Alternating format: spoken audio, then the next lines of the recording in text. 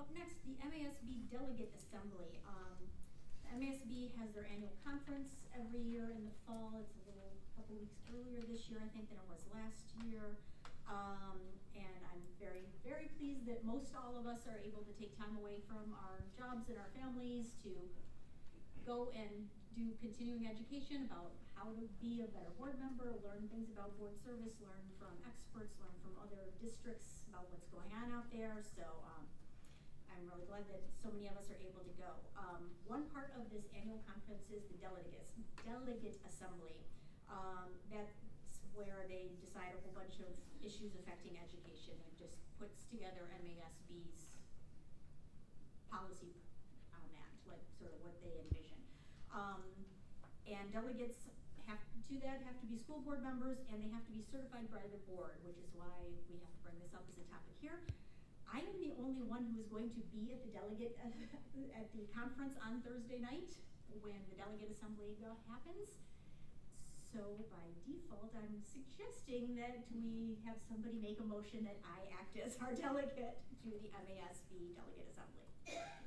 I move that you, Dr. Fossen, be our delegate for the assembly. I'll second that. All right, thank you. Can we have a voice vote on this one, please? All in favor, please say aye. Aye. Any opposed? All right, I will be the delegate assembly person. Thank you. Another thing regarding MASB is offering $750 on select event registrations and services that are completed by school districts by June 30th of 2025 in honor of their diamond anniversary. So it's a free $750. They encourage boards to decide collectively how that $750 should be spent. And since we don't have any services that we have planned coming up with MASB, but we do have several of us that are going to the conference, I would suggest that perhaps we use that $700 to defray the cost of our attendance at the MASB. So if everybody is okay with that, if somebody would like to make a motion, we can go forward with that. I move that we use that MASB reimbursement to defray the cost of the classes that we'll be taking at the conference. I'll second. Yeah, thank you. Okay, and can we please have a voice vote on this one as well? All in favor of using the $750 to defray conference costs for attendees, please say aye. Aye. Any opposed? Okay, terrific. We will then quickly move on here to informational items. Mr. Kirby. All right, thank you. As you noticed in your board packets, we accepted the resignations of one administrator and 3 teaching staff members. So other than that, there isn't any more additional information. All right, terrific. Thank you. Then we will move on to our superintendent's report. And again, as soon as superintendent's report is done, we'll collect the comment cards. So if anybody has a last minute comment they would like to make, now's your time to go fill out the card. All right, thanks. So the committee reports obviously had a lot of information. I'll try not to be too repetitive there, but there's a lot of work to be proud of that is happening in the district. I wanted to make sure to emphasize that. The school year is going along smoothly. We definitely had some challenges with transportation that we have addressed during, and then also have made some plans as far as moving forward. We will be doing some debriefing next month with all of the different departments that will be working together to try to improve that process of onboarding, updating, all of the new students and updating the information for our students so that the card implementation and all of the routing can happen sooner so that our families don't have to make those phone calls and have some of the struggles. Certainly, it didn't go as smoothly as what we had hoped, obviously, but we definitely will be planning to make some changes moving forward as we made changes throughout the start of the year with this newer card system. On a real positive side, we did have an influx of applications. It's up to almost 30 applicants for our transportation positions. So I believe that it was in the area of 20 when we reported out at one of the committee meetings, but we continue to emphasize that we have openings. Carrie has done some different things as far as having referral cards and placing them in different areas throughout the community. But ultimately, in these types of positions, the employees themselves are the best advocates for new team members, and I think that some of really taken it seriously and tried to bring on, good people. When I was over there one time, there was a driver that we got from another school district, which I won't name because they probably don't like us very much, because they lost 3 drivers to us, and they continue to recruit their friends and colleagues, and those are the best kind to get because they're already trained and certified and everything, and they can get to work right away. So kudos to the transportation department. They're definitely working hard to get better at the service that we're providing there. So I talked a little bit about the enrollment, which is no mystery in our district that enrollment has been declining in the past, and I just wanted to emphasize that we're working to really try to address some of the opportunities prior to kindergarten, meaning the children, typically called the young fives, would be one area that we're working on, and also the potential of some additional preschool opportunities. Our state has a lot going on with preschools. The GSRP program has changed, across our state, not only the income level, but a variety of other things. And I think that it's really important to understand funding-wise, the GSRP is being funded at a higher level. Certainly, if you go 5 days a week at a significantly higher level, and the GSRP is really the basis that a lot of the preschools that our governor is trying to implement across our state is really based upon. So we'll continue to look at that as well. Mr. Hayden will be putting together a committee with the effort to be early into the calendar year, to be able to provide some additional information so families can be at Forest Hills in those types of programs and continue throughout their educational experience. Once they come, they will love what they experience and continue to be our Hawks, Huskies, and Rangers. We're also looking at the Flex Academy, which I had mentioned before, and I just want to emphasize that work is still ongoing, looking at moving the Flex Academy students home to the transition center on the northern campus and out of the middle school for very strategic reasons, and ultimately making some staffing changes and really the culture that's there that supports the students and their learning, and then also how we're providing our instruction. Some of the virtual opportunities are being expanded as well with additional levels of rigor and those types of things. So ultimately, we'd love to be able to serve all of our students that prefer to have some sort of virtual education right here in Forest Hills, and not have to send them to another entity to get that education. We'll be having our first safety committee meeting next month. It's something we've been talking about, and obviously every day in the news it feels like there's another reason to do X, Y, and Z around safety. But this is a committee that we've been talking about, and we have invited our respective members, basically district representatives as well as building representatives, and encompassing all of the grade level spans as well as the attendance areas, and then also local law enforcement will be part of the committee as well. Really looking forward to having those discussions around processes, protocols, as well as the physical security. Many thanks to Ryan, who has really provided a lot of leadership in this area, and Mr. Kimball and I will be the co-chairs of the committee this year, and we'll continue, and this will be an ongoing, evolving committee. It's not a one-year thing, but it's something that school safety is never finished, and it's an ongoing cooperative from all of us, whether you're parents or teachers or superintendent. We all have to keep our eyes open and say something if we see something.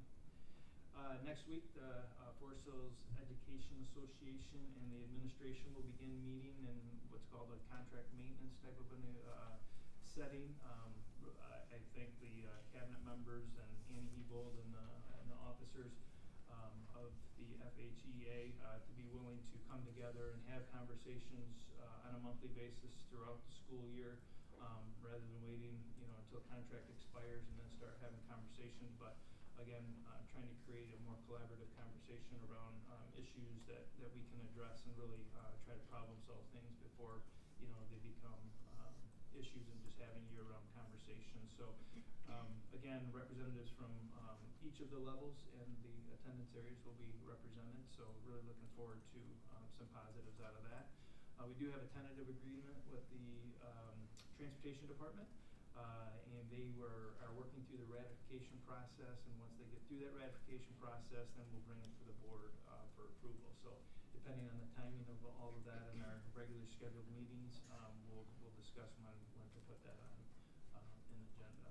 So I was able to shadow a student at Central High School, Keegan Redmond, and it was a great time for me, and it was enjoyable. And Keegan did a wonderful job hosting me, took it very seriously, and brought me a snack, which I really appreciated. And had some regrets. I didn't bring water with me. It was a tough day to get through, and all these kids were smarter than me, and they all had their drinks, but I made it through it. But no, it was really a great experience, and we have some time set up with Eastern and Northern students as well. So I'm looking forward to those experiences and kind of putting it all together. So had some really good conversations, and just seeing through the eyes of the students is very valuable. CJ mentioned this a little bit, but we have updated the website, and he mentioned about the bond work. Lots of pictures and descriptions and the presentations that have occurred from the committee meetings. Those are all available. They also updated around the 7 candidates running for the 2 Board of Education seats. The photos and the candidate responses to all the identical questions is listed on the website now, so you can find that information. And then we also had some general information around the ballot and voting in general, just to help the public. So thanks to Elizabeth and Isabella for their work on that. Really appreciate it. And as a follow-up to the last meeting that we had, the Moms for Liberty, there was a list created by the Moms for Liberty, and it was recognized by the District of Kansas Topeka Division, which doesn't allow for OCR to enforce the 2024 Title IX regulations in 9 of our schools. And that is the Central High, Central Middle, Eastern High, Eastern Middle, Meadowbrook Elementary, Northern High, Northern Trails, Orchard View, and Pine Ridge. Those are the schools that are on that list through the court system. And again, it's about an injunction from OCR enforcing any of the 2024 Title IX changes with that. So we've communicated out to our respective administrators to make them aware, and ultimately, if we do have issues, the contact continues to be Ms. Anise, and she will support people as we go through that. So one other item, just wanted to mention that Scott and I continue to meet with organizations to really look at the programs that we have, and what we're trying to do is trying to look at what we have, and we're obviously thankful for the things that we have, but we also want to really start to look at the programs about the intended purposes. Are they meeting our student needs, and then in preparation for our strategic planning, and really try to position ourselves as a district who can continually innovate based on what our student needs are, and not be stuck in the programs that we've had year after year. So the programs that we have currently are amazing, and we need to continue to look at those and figure out, do our students still want those, need those, they need tweaks, do we need to look at other areas? So we're, again, trying to find some outside organizations to partner with to try to really help us and push us to be even greater than what our students feel we are currently. So those are all of my updates. Thank you very much. You're Super welcome. thorough. I love it. Okay, we are now up to board communications. I have a couple. I don't know if anybody else is. One is, I just wanted to make sure everybody knew that not only are many of us attending additional training, Superintendent Kirby is going to be heading up to the Michigan Association of Superintendents and Administrators Conference in Traverse City to meet with other superintendents and administrators from across the state, listen to speakers, have some good learning, and find out what exciting things he learns and can bring back to us here at FHPS. The other one, you briefly touched on it, is I wanted to remind everybody that we do have an election coming up in November. There are 2 seats that are on the ballot, and as he mentioned, the school district, as sort of a service to the community, sent out a questionnaire to all of the candidates. The candidates responded, and those responses are unedited and on our website. The school district doesn't endorse any candidates. This information that they put out is strictly for that, but I also wanted to reiterate that per FHPS's policy, anyone who wants to use a school logo, like Central Northern Eastern with one of those logos, the FHPS logo, the FHPS tagline, you need permission from the district to do so for any event. And the school district has not given and does not give permission to anybody to use any of those logos in their campaigns.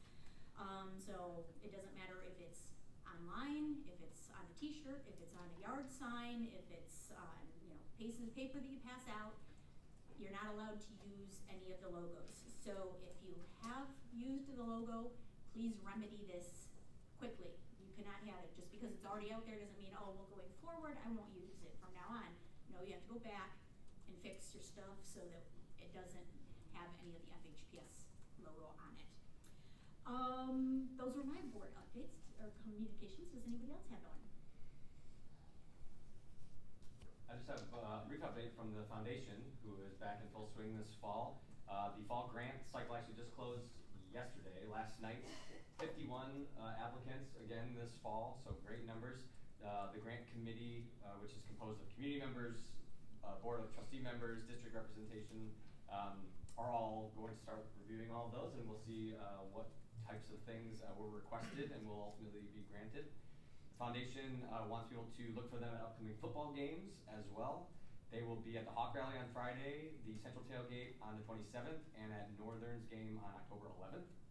So stop by and say hi and get some goodies and all of that stuff from the foundation table.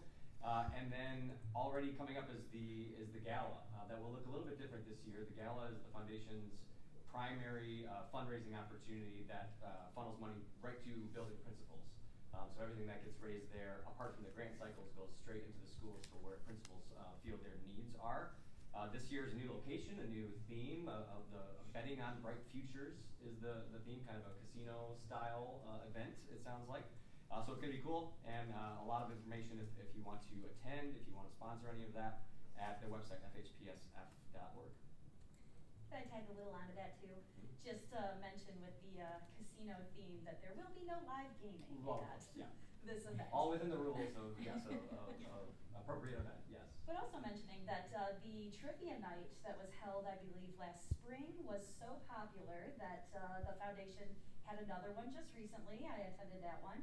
And apparently they sold out the tables within an hour of noting that. So if anybody is interested in going to the next trivia night, it's on March 14th. The theme will be Pie Day. Okay. And yeah, I just thought I'd mention that since you didn't. All right, terrific. Thank you very much. Those trivia nights are a lot of fun, and I wish I could have gone to the one on Friday, but it was the Northern Central football game that night, so I was needed there. Yes, that I know, Kristen. I was there until I had You had to go, everything. right? Yep. All right. Any other board comments?